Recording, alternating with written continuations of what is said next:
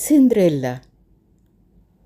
كلنا اتربينا على قصة سندريلا الجميلة، لكن يا ترى نعرف ان سندريلا قصة مصرية صميمة 100%، وان كل الشعوب المختلفة خدت قصة سندريلا عن المصريين القدماء؟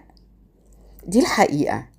فسندريلا هي في الأصل رادوبيس المصرية اللي عاشت في بيت جميل مع أمها وأبوها، وماتت أمها بعد ما أهدتها حذاء من جلد الغزال. بعد وفاة الأم أبوها تزوج وأنجب بنتين من زوجته الجديدة اللي عملت رادوبيس كأنها خادمة في البيت.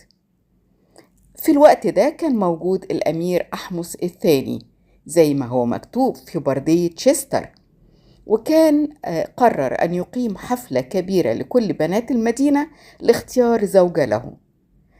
الزوجة بتمنع رادوبيس من إنها تروح للحفلة، فبتحزن رادوبيس وتفتح صندوق أمها وتاخد منه الحذاء عشان تلبسه.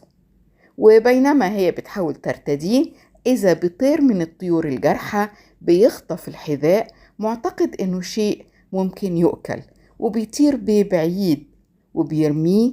بيسقط عند الأمير اللي أعجبه الحذاء وقرر أن يبحث عن صاحبته ليتزوجها.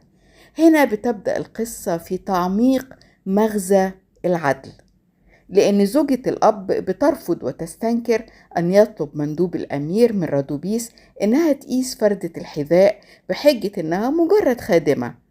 فالمندوب بيقول لها العدل لا يفرق بين الخادمة والأميرة. وبعد ما يقرر الأمير أحمس الثاني الزواج من رادوبيس، قرر أيضا أن يعاقب زوجة الأب لما فعلته برادوبيس، لكن رادوبيس رفضت أن يعاقبها، وكان شرطها للزواج هو العفو عنها. وقالت له هذه وصية أمي، طلبت مني أن أتسامح مع من يغدر بي، لأن التسامح يساعد النفس البشرية على التخلص من الشر. ده أصل القصة المصرية 100%.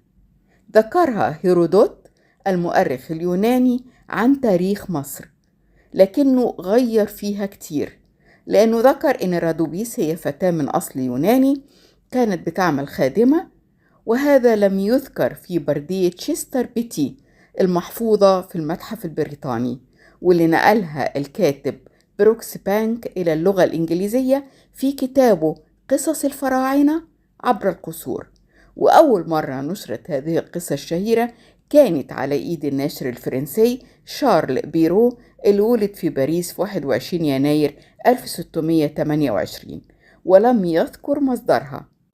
والعالم كله لا يعرف مصدر لها سوى إنها أسطورة صينية، ولكن الحقيقة أن سندريلا هي في الأصل رادوبيس المصرية.